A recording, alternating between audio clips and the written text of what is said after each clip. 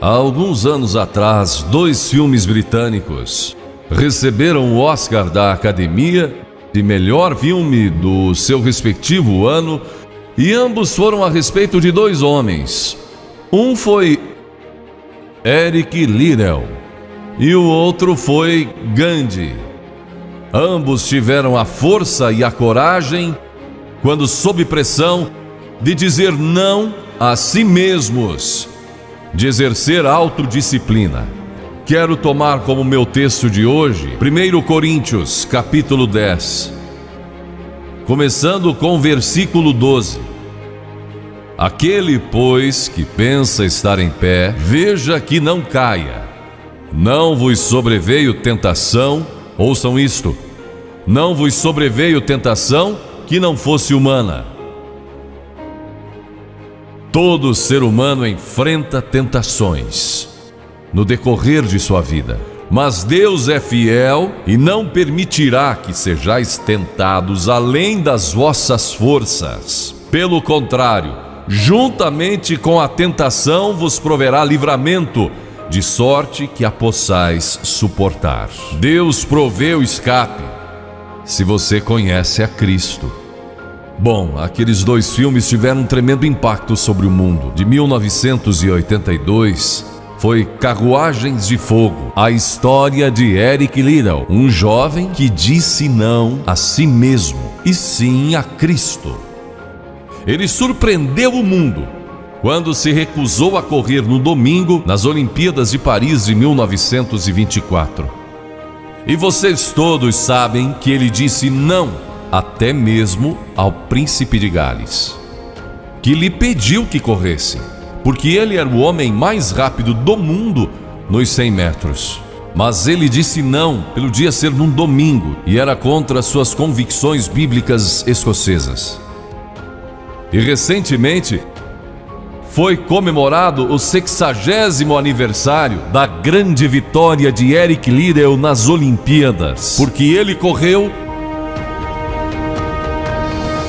nos 400 metros em que ninguém achava que teria chance, e venceu.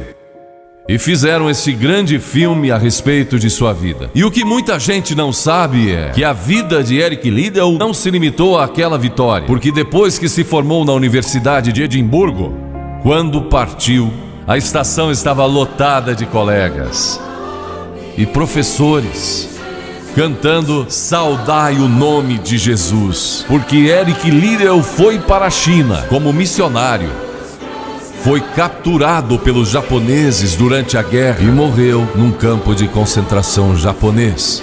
Mas naquele campo ele trouxe alegria e coragem a todos os prisioneiros, pois pregou para eles e cantou para eles, ministrando as suas almas. E ouvi dizer que estão preparando um outro filme, mostrando a sua vida ali, porque ele teve coragem de dizer não.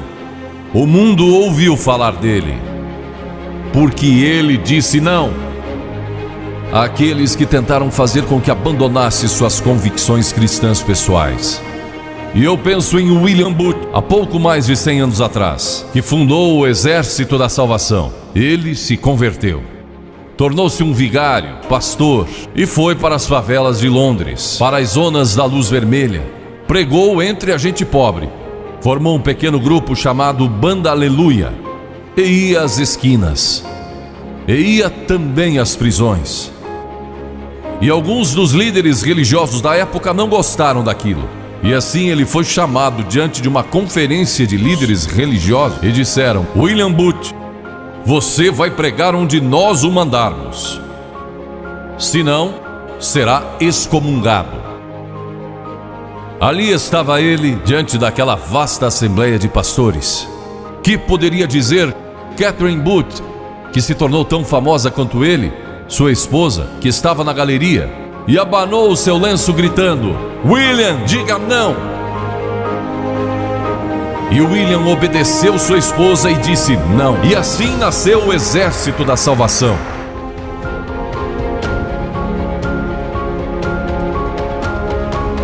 Lemos muitas histórias na Bíblia a respeito de jovens que disseram não e mudaram o curso da história. A primeira que quero mencionar, talvez nunca tenham ouvido falar. Seu nome foi Vasti e foi rainha da Pérsia, a esposa de Assuero, que reinou desde a Índia até a Etiópia. Pense em todo o petróleo que ele tinha e provavelmente nem sabia. Um dos monarcas mais ricos que já viveu. E ele deu uma grande festa que durou muitos dias. No fim, provavelmente já bêbado, ele ordenou que sua esposa Vasti viesse e ali dançasse para todos os seus convidados. E ela assombrou aquele grupo de líderes mundiais. Ao se recusar, ela disse: não, eu não vou expor o meu corpo para esses homens. Ele mandou outra mensagem, ameaçando que ela deixaria de ser rainha e perderia seus confortos e bens materiais e toda a sua fama. Mas a sua resposta foi a mesma: não. E ela mudou a história, porque foi deposta como rainha. Nada mais sabemos. Mas por causa dela, Esther se tornou rainha e o povo judeu foi salvo. E até o dia de hoje, o povo judeu celebra um grande feriado, porque uma mulher disse não e abriu a porta para a salvação do povo judeu, porque havia um homem como Hitler, e era o primeiro-ministro do país, decidido a destruir e aniquilar os judeus. Agora, a Bíblia tem muito a dizer a respeito de sensualidade, lascívia e depravação. A palavra lascívia significa tendência de incitar desejos sensuais. Sensualidade significa o apelo proposital aos sentidos físicos para a satisfação pessoal. Talvez lendo um livro pornográfico ou assistindo um filme impróprio. A Bíblia diz que devemos nos abster das paixões carnais, da sensualidade, que fazem guerra contra a alma. Elas estão em guerra contra a sua alma e o seu espírito. E a Bíblia diz que devemos nos abster delas, ficar longe delas. E então a Bíblia usa outra palavra, réprobo. Agora isso se refere a pessoas totalmente depravadas, de consciências mortas ou cauterizadas. Não sabem mais orar, perderam a capacidade de discernir entre o bem e o mal. E em Romanos 1:28 lemos: e por haverem desprezado o conhecimento de Deus, o próprio Deus os entregou a uma disposição mental reprovável para praticarem coisas inconvenientes. Ou seja, Deus desistiu deles dizendo: vão em frente. Gozem toda a depravação e a sensualidade que quiserem, não vou perturbá-los. Ainda não. Mas saibam que os seus pecados o acharão e prestarão contas no dia do juízo. E Paulo, escrevendo ao jovem Timóteo, disse: também estes resistem à verdade, homens de todo corrompidos, réprobos quanto à fé. Em outras palavras, rejeitaram a Cristo por tanto tempo que suas consciências se cauterizaram e seus corações se endureceram. E mesmo que o Espírito de Deus lhes fale, eles não podem ouvir. É por isso que é importante que você aceite a Cristo quando jovem. É importante que venha a Cristo agora. Se o Espírito de Deus está falando com você, entregue a sua vida a Cristo, porque o dia pode chegar em que a sua consciência esteja morta e você não possa mais ouvir a voz de Deus. Ela disse não, mas Vasti, você vai perder o trono, vai perder suas riquezas, pode até perder sua vida. Ela disse: minha resposta é não. Qual é a sua resposta hoje àquelas coisas que são erradas? A mentira, a lascívia, a cobiça, ao preconceito racial. Qual vai ser? Você vai disciplinar seu corpo? Vai permanecer firme às convicções que Cristo e a Bíblia ensinam? Ou vai ceder e seguir pelo caminho largo que leva à destruição? ou vai entrar pela porta estreita e pelo caminho apertado que conduz à vida eterna? Qual vai escolher? Você tem uma escolha hoje. Deus nunca vai forçá-lo a escolher. E então houve um outro jovem, um jovem chamado Daniel. E a Bíblia diz que Daniel resolveu em seu coração que não se contaminaria com as finas iguarias do rei, nem com o vinho que ele bebia. Agora Daniel era um jovem que tinha um propósito. Ele havia sido capturado em Jerusalém. Quando o exército de Nabucodonosor invadiu a cidade, ele foi capturado e levado através de milhares e milhares de quilômetros à Babilônia, a quase 3.000 quilômetros de sua própria terra. Sem aviões nem automóveis, eram semanas de viagem. Mas ele estava resolvido a servir a Deus e não devia ter mais de 12 ou 15 anos de idade. E Nabucodonosor, o grande rei, levara cativos de Jerusalém para a Babilônia e ordenou que aqueles jovens, em quem não havia defeito, de boa aparência, instruídos em toda a sabedoria, fossem ensinados em sua corte, para que ele pudesse usá-los. Ele queria usar aqueles jovens judeus porque sabia que eles tinham um dom especial. E durante o período de treinamento mandou que lhes dessem os melhores vinhos e as mais finas iguarias e todos os confortos disponíveis na corte de Nabucodonosor. Mas Daniel disse: não quero o vinho do rei e não quero as iguarias do rei. Quero dormir no chão, não numa cama de penas.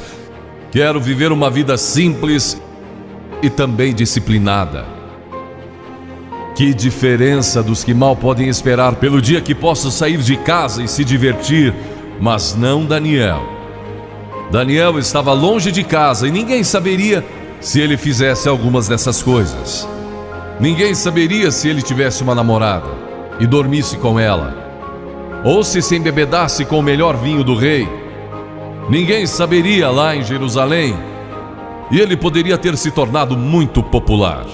Mas esse primeiro não, quando jovem, preparou-o para o grande não, quando era primeiro-ministro da Babilônia, e foi lançado na cova dos leões, porque não abandonou sua fé em Deus. Nós nos contaminamos ao comer demais, ou ao nos embebedarmos, ou ao tomar drogas, ou gastando tempo demais assistindo televisão, ou indo aos cinemas. Jesus declarou em Lucas capítulo 21: acautelai-vos, para que nunca vos suceda que os vossos corações fiquem sobrecarregados com as consequências da orgia e das preocupações deste mundo, e para que aquele dia não venha sobre vós repentinamente. O apóstolo Paulo disse: não vos disponhais para a carne no tocante às suas concupiscências. E Pedro disse: porque basta o tempo decorrido para terdes executado a vontade dos gentios, tendo andado em dissoluções, concupiscências e em detestáveis idolatrias. A Bíblia diz que devemos disciplinar nossas mentes e também nossos corpos, e disciplinar nosso coração pela nossa fé em Cristo. E então houve um outro jovem chamado José, que foi vendido para o Egito pelos seus irmãos e se tornou escravo de um homem chamado Potifar. E Potifar tinha uma linda esposa, e José era forte e bonito. E em Gênesis, no capítulo 39, se quiserem ler a história, lemos a respeito da tentação de José. A esposa de Potifar se apaixonou por José, porque José se tornou mordomo de toda a casa de Potifar, cuidando dos seus negócios, e ela viu aquele belo jovem, viril e de boa aparência, andando pela casa e pelo jardim, cuidando dos negócios todos os dias, e ela o cobiçou. E disse: deita-te comigo. Ele disse: não.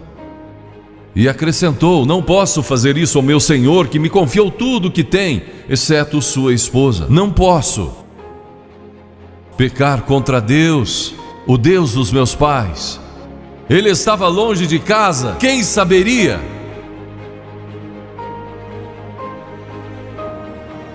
Mas disse não. E quando disse não, Na última vez, ela o agarrou e ele fugiu dela, deixando sua capa. E ela começou a gritar, chamando os servos e dizendo: ele tentou me violentar, que não era verdade. Mas Potifar acreditou e mandou que ele fosse lançado na prisão. E muitos de vocês sabem a história, que ele foi para a prisão e através de uma série de circunstâncias, ele depois se tornou primeiro-ministro de todo o Egito e governou o Egito sobre o faraó. Deus o guardou e o promoveu, porque José teve a coragem de dizer não quando foi tentado. Agora, sexo não é pecado. O sexo nos foi dado por Deus para a propagação da raça humana e para o nosso prazer, dentro de certos limites que Deus estabeleceu para o matrimônio. As características de um cristão são autocontrole, autodisciplina, e Paulo, escrevendo a Timóteo, disse: conserva-te a ti mesmo puro. Mas como você pode se conservar puro num mundo como este?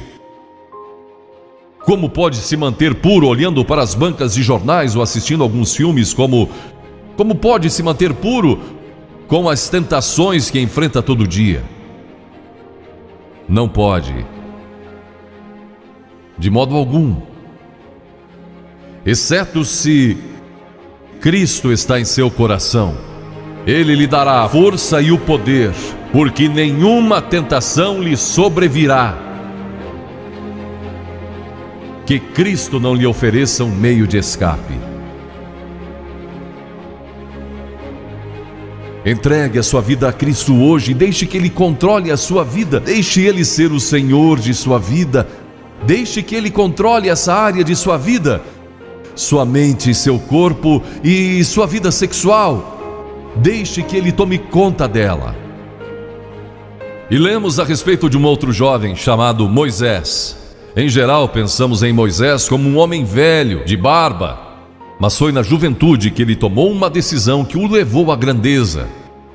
Porque a Escritura diz, pela fé Moisés, quando o homem, talvez aos 17, 18 anos de idade, recusou ser chamado filho da filha de Faraó.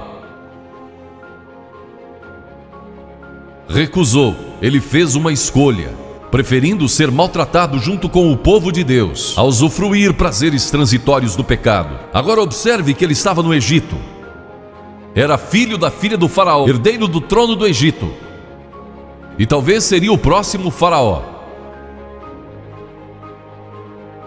Mas ele fez uma escolha, porque sabia que seu povo, o povo de Israel, era escravo dos egípcios. E ele teve que tomar uma decisão no auge de sua glória. E no auge de tudo que lhe foi oferecido. E ele disse não a Faraó. Não vou ser seu filho, prefiro sofrer e morrer com meu povo e servir o Deus vivo e verdadeiro. E foi exatamente o que ele fez. E conhecemos Moisés hoje como um dos grandes homens da história. Ele rejeitou os prazeres transitórios do pecado. E há uma diferença entre prazeres e alegria. Quem ama os prazeres empobrecerá, diz a Bíblia.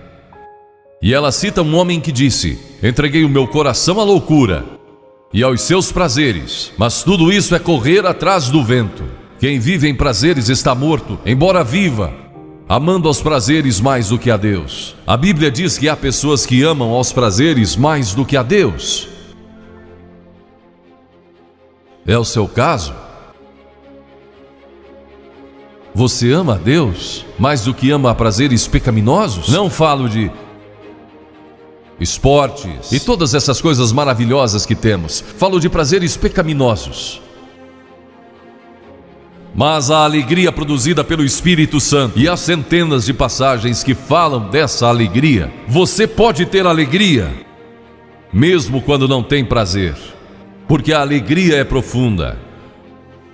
O anjo disse aos pastores naquela grande noite: não temais, pois vos trago boa nova de grande alegria, que o será para todo o povo. E mesmo no sofrimento, quando você recebe a Cristo, Deus não remove o sofrimento. Ele não remove todos os problemas e as dificuldades da vida. Ele não faz isso.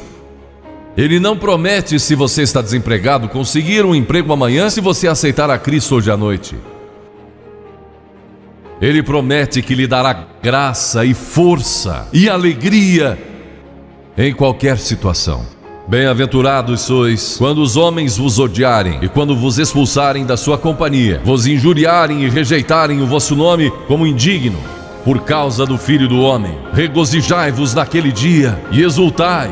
Ele disse: quando vierem a mim e tiverem problemas e tribulações, e as pessoas odiarem vocês, ele disse: exultai, porque grande é o vosso galardão lá no céu, pois dessa forma procederam os seus pais como os profetas. Todos que viverem piedosamente em Cristo serão perseguidos. A Bíblia diz: ainda haverá sofrimento. Jesus disse: quem não tomar a sua cruz e negar-se a si mesmo não pode ser meu discípulo. Moisés escolheu a alegria de seguir a Deus em vez da vida de prazeres no Egito. O que você está seguindo? Qual é a sua escolha nesta hora? E então o último é Jesus. Jesus foi tentado em todas as coisas à nossa semelhança, mas sem nenhum pecado. Quer dizer que Jesus foi tentado a mentir? Sim. Que Jesus foi tentado a cobiçar? Sim. Que ele foi tentado a adulterar? Sim. Que Jesus foi tentado a roubar? Sim. Ele foi tentado em todas as coisas, como nós, mas sem pecado. Como ele teve vitória sobre a tentação? A Bíblia nos diz no capítulo 4 de Mateus e em muitos outros textos, mas vou falar só deste. O diabo veio a ele quando ele estava faminto e sedento e disse: se és o Filho de Deus, manda que essas pedras se tornem em pães. Observem que ele tentou colocar dúvidas na mente de Jesus quanto à sua identidade. Agora Jesus era o Filho de Deus, nascido de uma virgem, Filho de Deus, que foi ressuscitado dos mortos pelo poder de Deus e está vivo hoje. Mas o diabo pôs dúvidas em sua mente. Ele estava fraco e cansado e faminto, um ser humano. Ele não enfrentou o diabo como Filho de Deus, enfrentou como homem. E ele sempre respondeu citando as Escrituras. É por isso que você deve decorar as Escrituras. Nem só de pão viverá o homem, mas de toda palavra que procede da boca de Deus. Jesus disse que há uma coisa que é mais importante que a comida, sexo e coisas materiais. É sua vida espiritual. E então ele disse: se tu és o Filho de Deus, atira-te abaixo, porque está escrito: aos seus anjos ordenará a teu respeito que te guardem, para não tropeçares. E Jesus de novo respondeu: está escrito: não tentarás o Senhor teu Deus. Então o diabo o levou a um alto monte e lhe mostrou todo o futuro do mundo, todos os reinos que ainda estavam por vir. Ele disse: se dobrares o teu joelho e me adorares, eu te darei todos os reinos do mundo e sua glória. Jesus não argumentou se ele podia fazer isso.